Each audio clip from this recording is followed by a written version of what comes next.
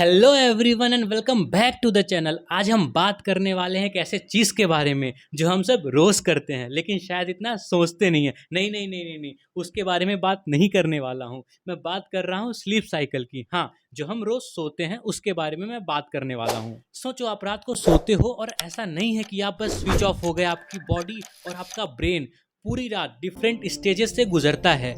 इसी को हम स्लीप साइकिल कहते हैं। और ये स्लीप साइकिल अप्रॉक्सीमेटली 90 मिनट का होता है। एक पूरे स्लीप साइकिल में बेसिकली दो मेन टाइप होते हैं, नॉन रैपिड आई मूवमेंट और रैपिड आई मूवमेंट। और जो नॉन रैपिड आई मूवमेंट है वो फिर से 3 पार्ट में डिवाइडेड है, N1, N2 एंड N3। सबसे पहले आता है N1 स्टेज। ये हल्की नींद होती है, जब आप सोते हुए भी आसानी से जाग सकते हो।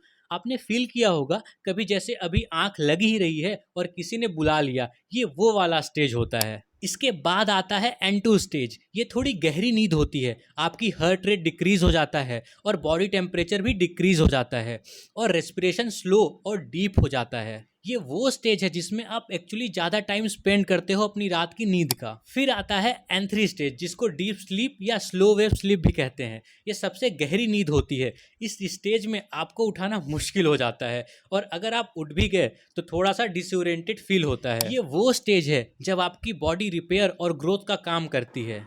और फाइनली आता है REM स्लीप। इसका नाम ही है रैपिड आई मूवमेंट। तो इस स्टेज में आपकी आंखें बंद होने के बाद भी तेजी से मूव करती हैं। ये वो स्टेज है जब हम ज़्यादातर अपने सपने देखते हैं। आपका ब्रेन इस वक्त बहुत एक्टिव होता है, ऑलमोस्ट जैसे आप जगे हुए हो, लेकिन आपकी बॉडी कंप्लीटली रिलैक्स्ड होती है। अब थोड़ा ड्रीम्स की बात कर लेते हैं। जो सपने नॉन रैपिड आई मूवमेंट में आते हैं वो कंसेप्चुअल सपने होते हैं and day to day activities से रिलेटेड होंगे और शॉर्ट ड्यूरेशन के होंगे, मतलब बहुत कम टाइम के लिए वो ड्रीम चलेंगी। ऑन द अदर हैंड, जो रैपिड आई मूवमेंट वाले सपने होते हैं वो इमोशनल सपने होते हैं, जिसमें आप रोते रहते हो, भागते रहते हो और ये अनरिलेटेड होता है डे टू डे एक्टिविटीज से। जैसे कि तुम्हारी क्रश से शादी होना, ये बहुत ही अनरिलेटेड है एंड ऑल्सो ये लॉन्गर ड्यूरेशन के होंगे।